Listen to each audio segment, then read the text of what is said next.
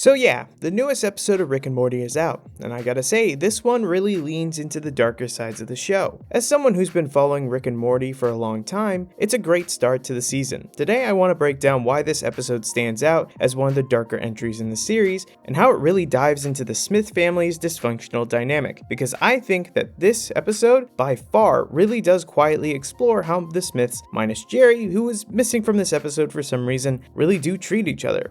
All that and more in today's video.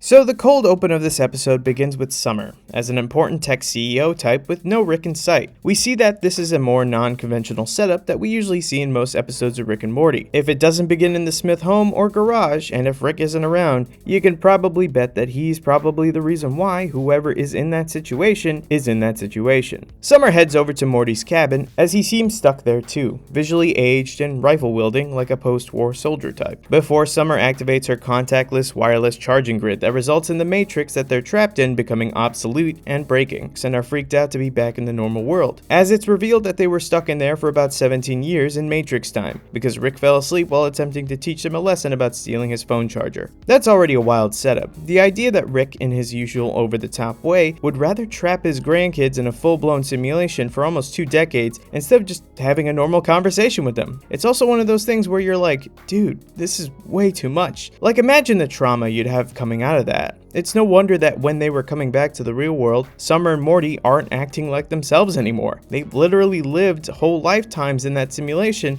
and the episode doesn't really shy away from showing how that messes them up. Summer, for instance, keeps up her whole mature CEO persona, like she's this enlightened spiritual businesswoman who's all about crystals, yoga, manifestation, the whole new age package. It's almost like she's become this weird amalgamation of corporate boss lady and wellness influencer. She also loops Beth into it, but then turns pretty smug about it, which, when you think about it, is pretty funny commentary in itself. And Morty, well, he goes in the complete opposite direction. He got hardcore PTSD from fighting in the simulated war for lithium, which, by the way, is a pretty direct reference to real-world conflicts over natural resources. And the fact that Morty's trauma escalates to the point where he hijacks Rick's death race car and drives into a power plant. I know they mentioned death race a whole bunch of times, but I have a feeling it's a direct nod to the real-life story of the Killdozer. For those of you who don't know, the story of Killdozer is where a man named Marvin Heemeyer, a man in Colorado, built a homemade armored bulldozer and went on a destructive rampage back in 2004 after a long-standing feud with his town. I'm not going to go into all the details, but if you know about the Killdozer story, it's hard not to draw those connections. And here's where it gets a little bit even darker. Morty's been pushed to this breaking point, but Rick's whole simulation didn't even have an end condition.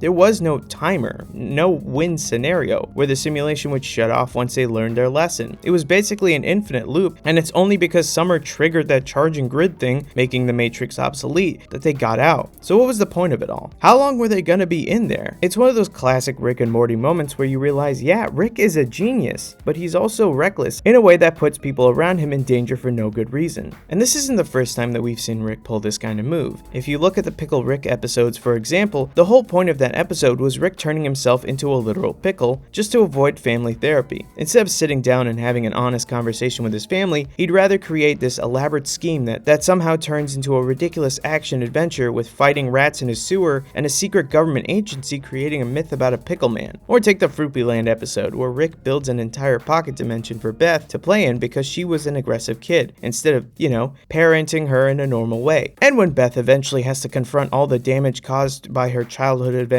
in Fruity Land, Rick just shrugs it off like, it was no big deal. Rick also does this to himself. When brought back to his own universe during the episode Solar Ricks, we see that he's built a voice of Diane to haunt him in every corner of his house, fueling his need for vengeance against Rick Prime, even going so far as to set a time loop so that he would be stuck in the day that he lost his wife, resulting in the rest of the inhabitants of his universe aging, but still stuck in the same day. It sounds pretty messed up when you spell it all out like that, right? That's a reoccurring theme with Rick. He's not great at handling normal life stuff. He avoids emotions and avoids difficult conversations, and when things get messy, his go-to solution is to over-engineer a fix that usually makes things worse. This episode is just another example of that pattern. Rick wanted to teach a simple lesson: don't take his phone charger without asking. But instead of just saying that out loud, he traps his grandkids in a 17-year-long matrix. And what's interesting is how this episode highlights that dynamic between the Smiths. Yeah, they care about each other in their own dysfunctional way, but they're also putting each other in these horrible situations. Summer, for example, took full advantage of the Matrix system to turn herself into this corporate leader, even going as far as instigating wars over lithium. That's pretty messed up when you think about it. The show also doesn't get too heavy-handed with the political commentary, but there are definitely parallels there about how power corrupts and how wars are often fought over resources. And Morty, as usual, kind of gets the short end of the stick. He's the one who has to live through the trauma and fight in the wars and deal with the emotional fallout, all perpetuated by Summer herself manipulating him into a damaged soldier. And all this so that the two of them could get out of the simulation that they didn't even need to be in the first place. And then there's that scene where Morty flips the script on Rick. He traps Rick in a matrix to teach him a lesson, and that moment is super telling because it shows just how much Morty has learned from Rick over the years. He knows Rick's methods and he understands his logic, and he's willing to use those same tactics when he feels like it's necessary. It's a reminder that Morty is evolving, and not always in a positive way. We've seen hints of this before, like in the Purge episode, where Morty snaps and goes full-on violent to protect himself, where he gets in that weird time-dilated realm and ends up fighting for survival against an entire civilization. And of course, there's evil Morty, who represents what happens when Morty fully embraces that darker side and decides to break away from Rick entirely. It's kind of wild to think about how far Morty has come. He started as this nervous, awkward kid who was dragged along on adventures with his grandpa, and now he's someone who can outthink Rick and trap him in his own simulation. That's a big shift, and it raises some interesting questions about where his character is headed. Will Morty keep following in Rick's footsteps and becoming more jaded and ruthless and ending up like an evil Morty? Or will he find a way to break the cycle and choose a different path? That's something the show just keeps coming back to, but I don't really think we're gonna get any big change there considering how serialized the show is. So yeah, overall, this episode really leans into the darker side of Rick and Morty. It's not just the sci-fi craziness or the dark humor. It's also a commentary on family and trauma and how people deal with their problems, or in Rick's case, avoid them at all costs. There's also a lot of details that make this episode stand out,